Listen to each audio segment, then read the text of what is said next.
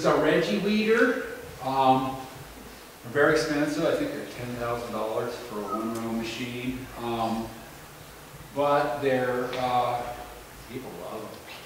Anybody who's got one loves it. You see what you could do is you got these two handles, and so somebody rides on the back. This is rear mounted, PTO driven. There's belts that run this, and these things turn around. They've got these heavy spring steel tines that stick down and totally tear up the ground. You know, you can set the depth whatever you want. But with those handles, you can pinch in and then pull out. And if the row isn't quite even, or the plant's leaning to one, you know, or you've got a crop plant leaning to one side, you can correct for that. You get incredibly close to the row. And you can actually, in something like squash, where there's a space between the transplant, you can actually get in there and go back and forth like that. Really pretty slick gizmo. Some strawberry producers really love it. This is a basket weeder. If you've got a lot of big stones, it doesn't work very well because these get bent up. But there's just a little space here between the rows, and because all of the soil movement is parallel to the row, you're not throwing any soil onto the crop, and you can get the spacing of the baskets very narrow, very close, and get, you know, within an inch. People often run within an inch or an inch and a half of the row with these things. If you've got a nice sandy loam or a muck soil, great tool. Otherwise, if you got a lot of big rocks, probably won't want to interest yourself in it. Always belly mounted, because you've got to have that control in order to make a machine, in order to get close to the row with that. This is a brush weeder.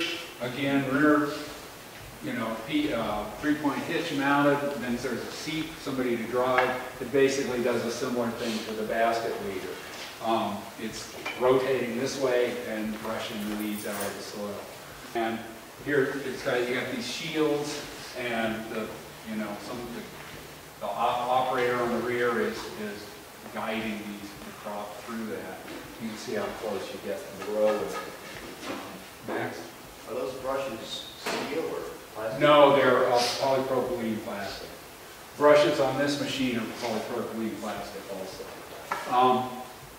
I don't know if the screen isn't the greatest, but you know, you got beets here, and these brushes are actually touching. You're actually brushing right into the row. This is true in-row weed control. They use it in onions. They use it in a lot of things. This is a European machine. It's not marketed in the United States. You can get it, you can import it, but it's complicated. And I would love to have one. I mean, it's really, you get right in the row with it. Okay, next slide. So Chuck, is it just demand that we can't get a machine like that? Or philosophy and policy? No, it's a lot of things. It's that, you know, organic farming is way further advanced in Europe than it is in the United States. They've got the demand. You know, I don't know what percentage of their vegetable market is organic, but it's definitely two digits. Denmark, 40% of the milk is organic. I mean, it's just a whole other world. And so there's demand for the machinery, and you know, these are small companies producing these specialized machines, and they don't necessarily have the wherewithal to market it in long ways away. This is a budding finger weeder. These are made in the United States. You can still get them. They never change. They never improve them. It's got these spiky things down here that grip the soil, so it's ground driven, and then these rubber fingers reach into the row. And they're real great with nursery crops. You can get awfully close to the row in vegetables, but the rubber's too stiff, and for most, I don't think there's any vegetable crop that I know of that can take getting those fingers right on the vegetable. You can get real close though. Again, they're belly mounted. Next. This is a different, same idea, different design, much more I think probably better, much more flexible. These are made by Crest. You can get them.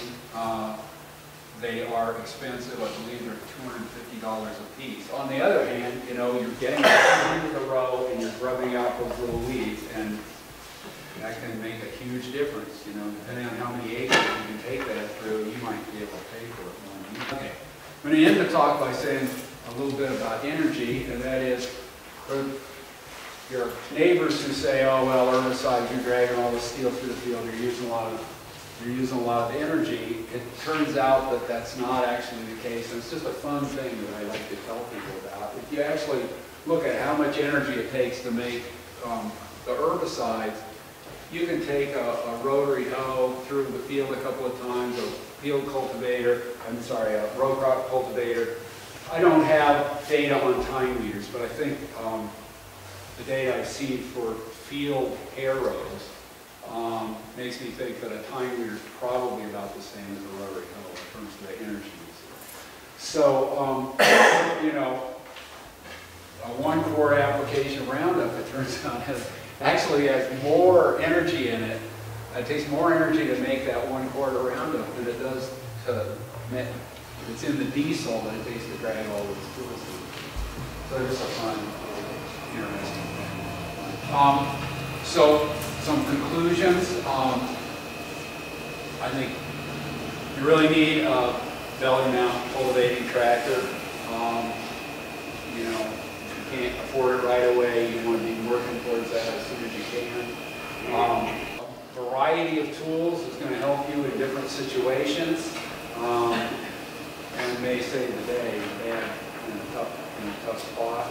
You want to adjust the tools. You want to make sure they're set right for what you want to do for the crop, condition of the soil, for the size of the weeds, for the size of the crop, and that requires some adjustment.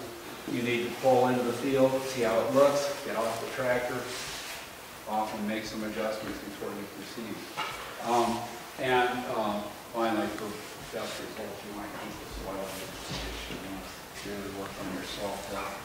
Feed the soil with a lot of cover crops,